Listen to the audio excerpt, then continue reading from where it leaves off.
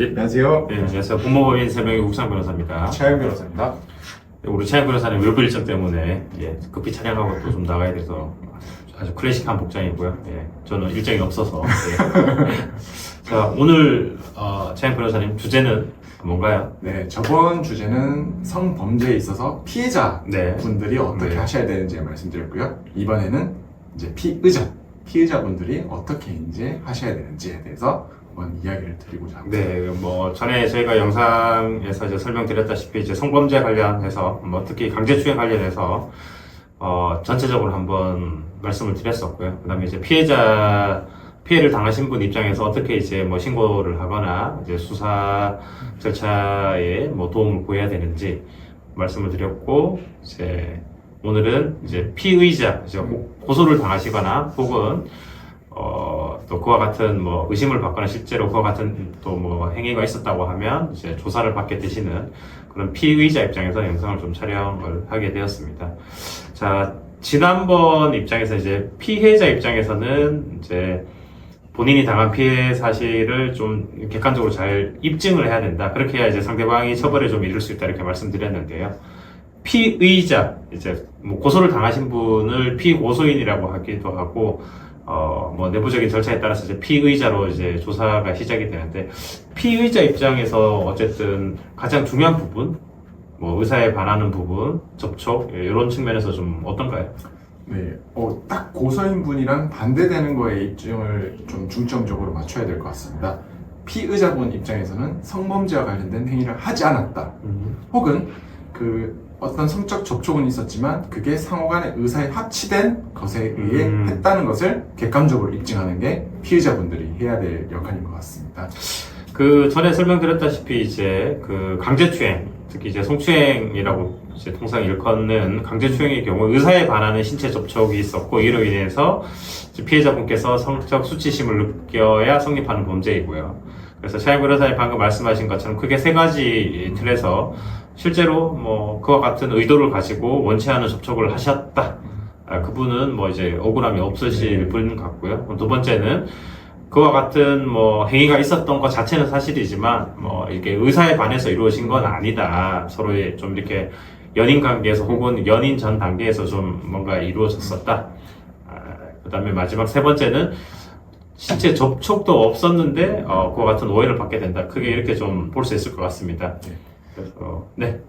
오 변호사님, 아무래도 이제 성범죄 사건을 많이 하셨잖아요. 네. 그러면 사실 피의자분들이 객관적인 증거가 있으면 사실 자기 아는 뭐 CCTV 증거나 이런 게 있으면 사실 원만하게 입증이 되지만, 그렇지 않은 경우 결국 피의자분들이 어떻게 하는 게 해야 될까요? 무조건 합의를 해야 될지 아니면 어떻게 하는 게 제일 좋을까요? 네, 일단 뭐 고소를 당하시면 기본적으로 합의를 해서 이 상황을 벗어나고 싶다라고 많이들 생각하시는데, 그보다 더 중요한 것은 이제 객관적으로 그와 같은 사실이 있었는지, 그리고 내가 만약에 그와 같은 사실 혹은 실수를 했다라고 하면 뭐 이제 합의를 생각해 봐야 되고요. 그와 같은 행위를 하지 않았다라고 하면 이제 수사기관에, 특히 이제 주로 경찰 수사관에게 그와 같은 본인의 억울함을 잘 설명하는 게 필요할 것 같고요. 기본적으로 성범죄는 계속 말씀드리지만 은밀하게 이루어지다 보니 이 객관적인 증거가 많이 부족합니다. 그래서 피해자의 일관된 진술도 하나의 증거라고 말씀드렸었고, 반대로 피의자의 일관된 진술도 하나의 증거이기도 하고요. 그 다음에 주로 간접적인 여러 정황들, 뭐 카카오톡 대화 내역이라든지, 그 다음에 그 이후에 뭐 이렇게 그 피해자가 보였던 행동들이라든지 이런 것들을 토대로 이게 의사에 반해서 뭔가 신체 접촉이 이루어졌다, 범죄가 이루어졌다, 아니다, 이렇게 좀 판단할 수 있을 것 같습니다. 그러면 오 변호사님이 하신 사건 중에 말씀하신 것처럼 사실 객관적으로 확실하게 확인되는 CCTV 영상은 없지만 그래도 피의자분의 좀 억울함을 풀어주신 사건이 있으신가요? 그 크게 두 가지가 있었는데요. 한 가지는 이제 저희가 이제 변론을 해서 이제 피의자의 억울함을 조금 해소했었던 케이스인데, 뭐 주로 이제 그 전후에 주고받았던 이제 카카오톡이든 뭐 텔레그램이든 대화 내역, 그 다음에 실제로 어떤 만남이 이루어지고 또 이제 사실 단둘이 뭐 데이트를 좀 하셨었거든요. 그래서 그 데이트를 하게 되는 경위가 이제 피해자분께서 이렇게 쪽지를 보내서 이제 데이트를 응하게 되고, 뭐 비록 이제 두 분 사이에서 나이 차이가 좀 많이 나서 이제 저희가 그런 부분들은 불리한 상황이었었지만 어쨌든 피해자 분께서 이렇게 호감에 의해서 또 이렇게 만남이 시작이 되었고 본인도 본인의 동의하에서 포옹이라든지 이렇게 접촉은 이루어졌었지만 내가 그건 어쩔 수 없었다 이런 진술이 좀 있었기 때문에 저희가 그 부분에 대해서 이 사람의 내심의 의사까지 우리가 다 파악하기는 어렵다 뭐 이런 여러 가지 법리라든지 판례나 이런 것들을 좀 주장했었던 게 있고요. 그 다음에 이것과 반대되는 예. 좀 억울한 입장이시긴 한데 2, 3년 정도 이렇게 쭉 이렇게 조금 뭐 썸을 탔다라고 표현하기도 좀 애매하고 그냥 가끔씩 데이트를 하고 또 뭐 바래다 주시기도 하다가 한동안 또 연락이 없으셨다가 뭐 그와 같은 관계를 2, 3년 쭉 해오셨던 분인데 문제가 된 당일날 이제 술을 마시고 신체 접촉을 했었는데 남자 쪽에서는 충분히 좀 썸을 타는 그런 관계였었다라고 주장했었고 이제 피해자분께서는 그건 이제 너의 착각이다. 그런데 이제 우리 피의자인 남자분의 입장을 뒷받침할 수 있는 카카오톡이든 여러 자료가 거의 없었습니다. 거의 없어서 저희가 뭐 핸드폰 포렌식도 했었고 여러 가지 사정을 통해서 확인을 좀 하고 주장을 하려고 했었는데 그런 부분이 좀 어려웠었고 결국에는 이 혐의가 좀 인정이 되어서 재판으로 넘겨지게 된 뭐 그런 두 가지 케이스가 있습니다. 그러면 사실 이제 피해자분들은 네. 물론 이제 성범죄와 관련돼서는 형사적 처벌도 걱정이 되지만 네. 요즘 이제 회사에서 성범죄 관련돼서는 되게 크게 징계를 하지 않습니까? 맞습니다. 네. 그러다 보니까 사실 이런 고소를 당하면 너무 겁이 나서 바로 합의를 시도하거나 혹은 자기 억울한 것보다 사실 더 크게 이제 뭐 죄를 인정하는 경우가 있는데 이렇게 고소를 당했을 때 어떻게 하는 게 그분 입장에서는 제일 좋은 방안일지 설명해 주십시오. 일단은 뭐 사실 이제 저희 같은 이제 법률 전문가의 조력을 좀 받으면 물론 이제 더할 나위 없이 좋을 것 같고요. 뭐 기본적으로 객관적인 사실관계에 대한 법률적인 평가가 어떠한지는 여러 시각에 따라서 달라질 수 있습니다. 그래서 그와 같은 행위가 있었는지 없었는지 일단 객관적인 사실관계를 확정을 하고 그 객관적인 사실관계가 고소인이 주장하는 것처럼 범죄가 되는지 범죄가 되지 않는지를 또 입장 혹은 사실관계를 확인하고 그 이후에 그와 관련된 여러 가지 뒷받침할 수 있는 증거 자료나 이런 것들을 혹은 정황적인 자료들을 좀 모아서 수사기관에 제출해서 이제 본인의 입장을 또 본인의 주장을 조금 설득할 수 있는 그런 절차가 좀 필요할 것 같습니다. 그러면 우창 변호사님 말씀하신 것처럼 사실 당일에 무슨 증거가 없더라도 그 전후에 어떤 증거들이 있다면 사실 법률 전문가들의 또 이렇게 도움을 받아서 한번 맞습니다. 해결 방안을 찾아볼 수 있는 거네요. 그 뭐 이제 세 가지 고소를 당하신 분이 있다고 말씀드렸잖아요. 뭐 첫 번째 그와 같은 행위를 좀 실수를 해서 했다. 이런 분은 뭐 어쨌든 처벌이든 이런 것들에 대해서는 이제 한번 이제 피해자에게 진정 어린 사과와 함께 합의를 하는 게 뭐 당연한 수순일 수 있고요. 그 다음에 이제 두 번째, 세 번째 경우에는 좀 억울하게 오해를 받고 있으신 분들이기 때문에 그런 분들은 본인의 억울함을 풀 수 있는 사실 진술만 가지고는 좀 어려운 사정이 좀 있습니다. 그래서 그런 부분들을 잘 설명하고 수사관을 설득하는 게 필요할 것 같고 어쨌든 우리 최양 변호사님도 그 관련된 수사도 하셔서 통상 이제 성범죄 고소가 이루어지면 서로 진술이 좀 엇갈리잖아요. 네. 그러면 수사관 입장에서 주로 뭐 어떠한 수사를 우리가 알고 있는 고소인 조사, 뭐 피해자 조사, 진술을 들어보겠다 이거 말고 또 어떠한 조사를 좀 진행을 하는가요? 일반적으로 고소가 이루어지면 네. 사실 수사관 입장에서는 고소인의 주장을 먼저 듣고 그리고 고소인이 사실 성범죄에 대해서 피해를 주장하는 거기 때문에 일단 신빙성이 있다고 생각하고 조사를 하게 됩니다.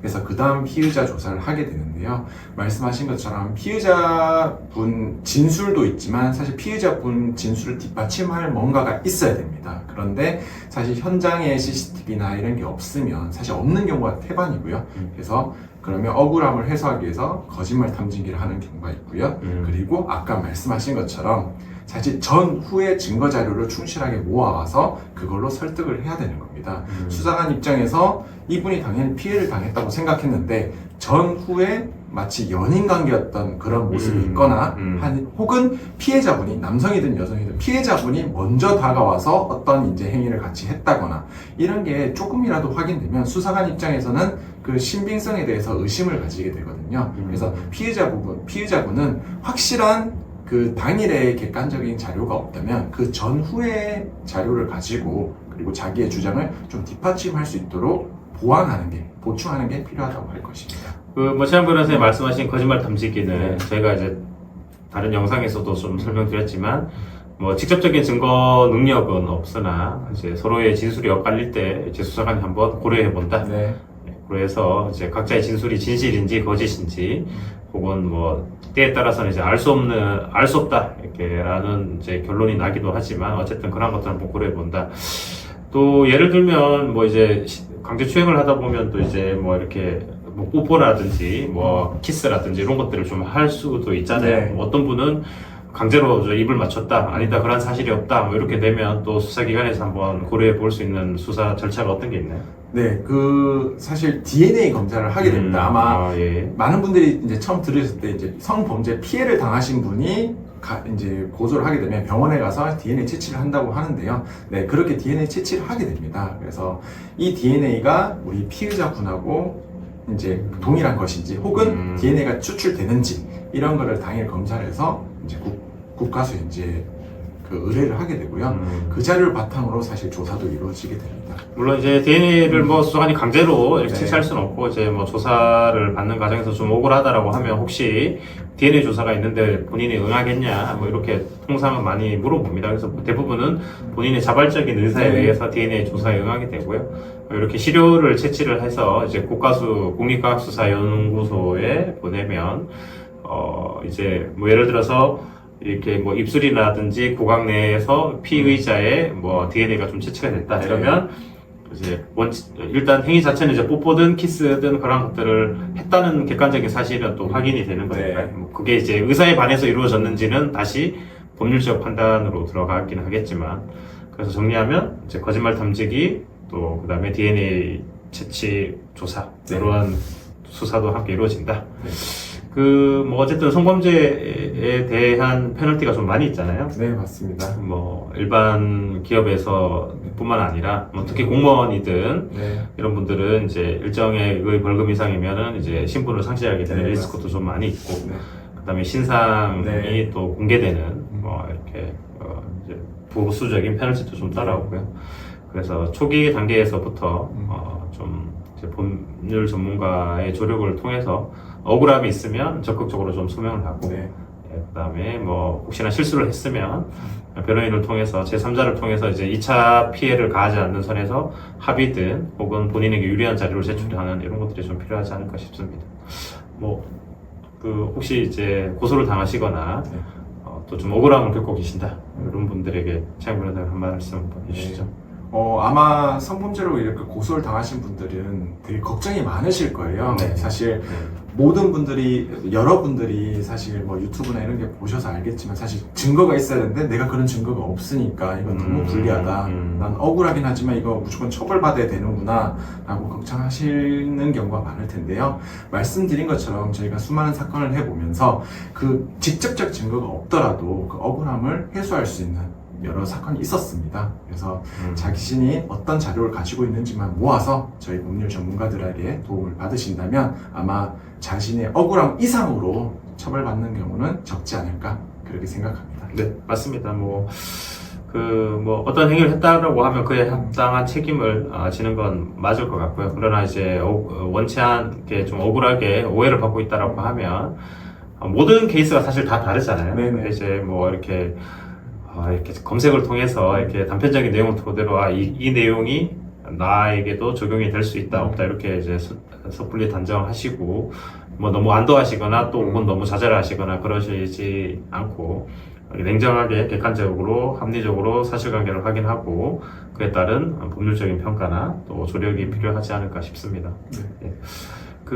어쨌든 성범죄가 주로 이제 남성과 여성 그리고 이제 여성이 피해자인 경우이고 남성이 이제 가해자인 경우가 거의 99%인 것 같습니다. 근데 이제 아무래도 이제 과거에는 이제 여성이 사회적인 약자이다 뭐 이런 인식이 좀 있었었는데 요즘은 이제 남녀 평등 또 여성의 권위라든 이런 부분들이 많이 또 신장이 되었기 때문에 수사관의 인식도 무조건 이제 여성이 어떠한 피해를 호소한다고 해서 사회적인 약자로서 피해를 입었구나라고 단정하기보다는 어쨌든 수사는 객관적인 증거에 의해서 판단을 한다. 그래서 고소인의 손이든 피의자의 손을 들어주게 된다. 그래서 그런 객관적인 증거, 정황적인 증거, 그 다음에 나의 진술을 뒷받침할 수 있는 여러 가지 사정들을 좀 전문가를 통해서 잘 피력하는 게 필요할 것 같다. 이렇게 좀 정리를 하겠습니다. 예. 성범죄 강제추행은 이렇게 피해자 건에 대해서는 이렇게 좀 마무리하겠습니다. 네. 예, 감사합니다.